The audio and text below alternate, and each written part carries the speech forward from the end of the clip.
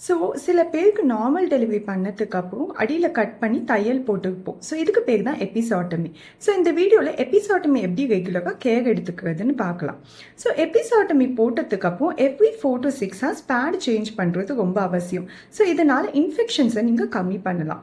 அதே மாதிரி இந்த எபிசாட்டமி வந்து யூரினும் மோஷன் போக இடத்துக்கும் ரொம்ப பக்கத்தில் இருக்கும். ஸோ, எவ்ரி டைம் நீங்கள் வாஷ்ரூம் யூஸ் பண்ணும்போது தகவல் ஹைஜீனிக்காக மெயின்டைன் பண்ணிக்கிறது ரொம்ப இம்பார்ட்டண்ட். ஸோ, 3வது பார்த்தீங்கன்னா, காலையில் ஈவினிங் நீங்கள் சிட்ஸ் பாத்துன்னு ஒன்று பண்ணலாம்.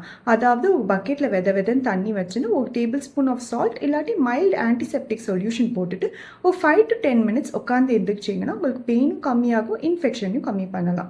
ஸோ, 4வது பார்த்தீங்கன்னா, காலை வந்து சமணங்கால் போட்டுன்னு உட்காரக்கூடாது. ஸோ, இதனால் தையல் விரிக வாய்ப்பு இருக்குது தான் சமணங்கால் போட்டுன்னு உட்காந்திங்க. ஸோ, எப்பவுமே காலை நேராக வச்சு தான் உட்காகணும். ஸோ, இதை நீங்கள் ரெகுலராக பண்ணிட்டு வந்தீங்கனாலே இன்ஃபெக்ஷனும் இருக்காது, தையல் ரொம்ப ஹெல்த்தியாக பார்த்துக்கலாம்.